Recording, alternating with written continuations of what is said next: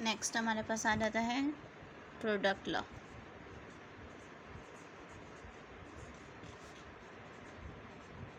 Product law क्या कहता है, अगर लॉग इस सूरत में लिखा हो, लॉग बी एक्स एन लिखा हो, तो उसे कैसे लिखते हैं,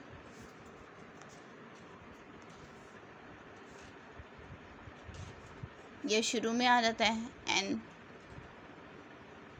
बाकी सब सेम रहता है, लॉग बी एक्स। तो अब हम इसे प्रूफ करते हैं।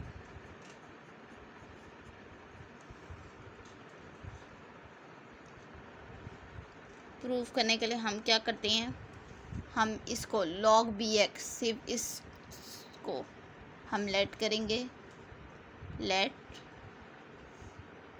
log bx is equal to m, ये हमने लेट कर लिया। अब हम इसे एक्सपोनेंट की फॉर्म में लिखेंगे, एक्सपोनेंशियल फॉर्म। एक्सपोनेंशियल फॉर्म क्या कहती है कि सबसे पहले हम क्या लिखते हैं, बेस लिखते हैं। बेस, ये वाली चीज़ हमारे पास क्या बन जाती है, पावर बन जाती है। बेस की power m is equal to x, ये हमने लिख लिया। क्योंकि हमें n भी चाहिए, हमें पता है कि x की पावर में क्या है, n है, तो हम taking n power on both sides, दोनों साइड पे हम n की पावर लेंगे। b की पावर m का हम n ले लेंगे इज इक्वल टू x की पावर का क्या ले लेंगे, n ले लेंगे। तो अब ये मल्टीप्लाई हो रहे हैं, तो इसे ऐसे लिख लेते हैं, b की power mn is equal to x की पावर n, ये हमने लिख लिया। अब हम इसे लॉगरिथम फॉर्म में लिखेंगे, लॉग की फॉर्म में लिखेंगे, इन लॉग फॉर्म। लॉग की फॉर्म में क्या होगा,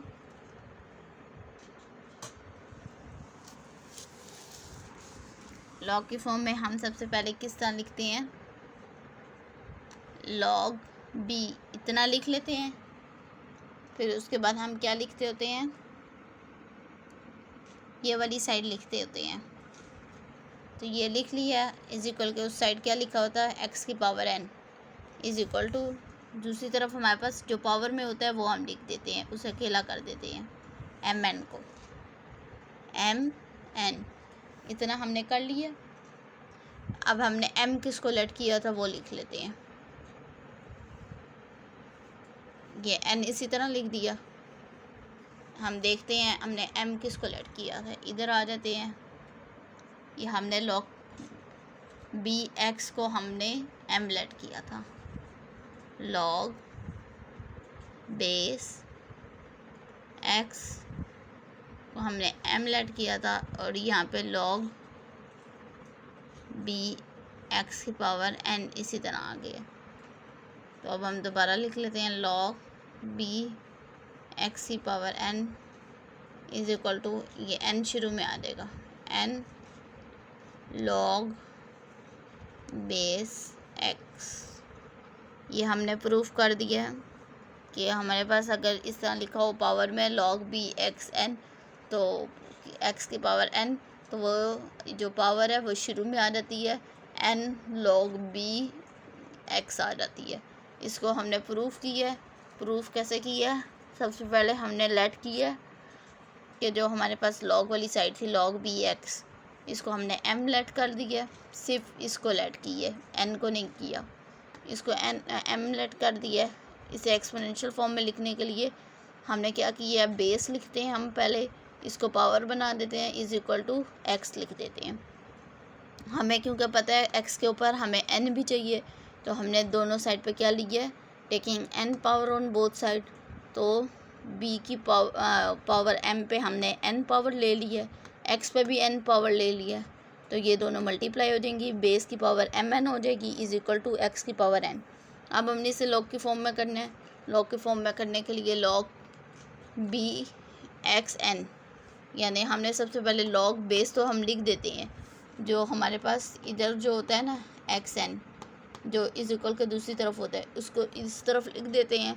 इज इक्वल टू जो ये दूसरी तरफ क्या आ जाती है, पावर आ जाती है। पावर क्या थी, एम एन थी, हम इसे अकेला कर देते हैं। अब हमने लॉग बेस एक्स की power n is equal to log, ये हमारे पास एन शुरू में आ जाएगा और लॉग बी एक्स हो जाएगा। ये हमने प्रूव कर दिया कि पावर शुरू में आ जाती है, ये प्रूव हो गया। अब असाइनमेंट ये है कि ये 3 चीज़ें प्रूव करनी है। सबसे पहले क्या प्रूव करना है,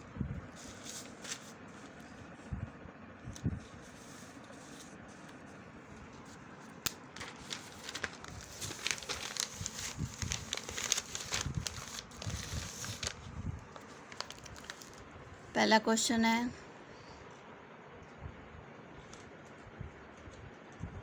log B C D is equal to log, नहीं ये किसके इक्वल होगा, सबसे पहले ये बताना है ये किसके इक्वल होगा। सेकंड क्वेश्चन है लॉग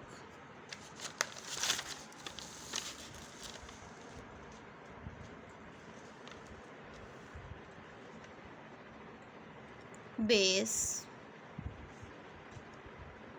ई ओवर एफ किसके इक्वल होगा, वो बताना है। फिर उसके बाद है लॉग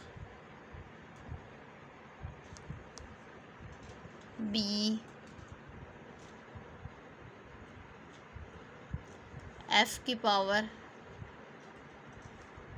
ई किसके इक्वल है,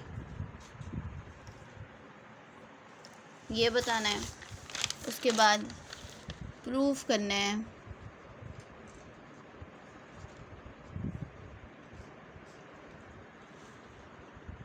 प्रूफ क्या करना है,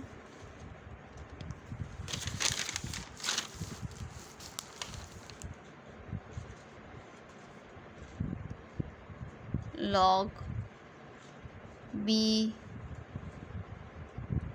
ए जी इक्वल है लॉग बी ए प्लस लॉग बी जी।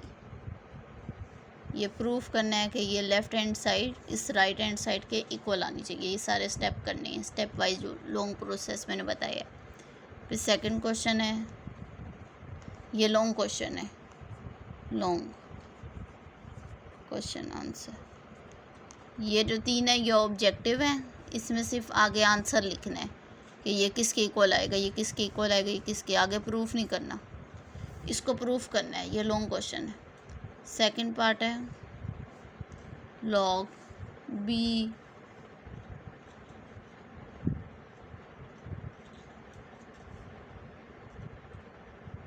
जी ओवर एच इक्वल है लॉग बी जी माइनस लॉग बी एच। ये प्रूफ करना है। थर्ड पार्ट है लॉग बी आर की पावर एस इक्वल है एस लॉग बी आर। ये लॉन्ग क्वेश्चन है। ये 3 लॉन्ग क्वेश्चन है। क्वेश्चन देख लेते हैं दोबारा। इधर सिर्फ आंसर लिखना है कि लॉग बी सी डी किसके इक्वल होता है। इधर सिर्फ एक लाइन का आंसर होगा।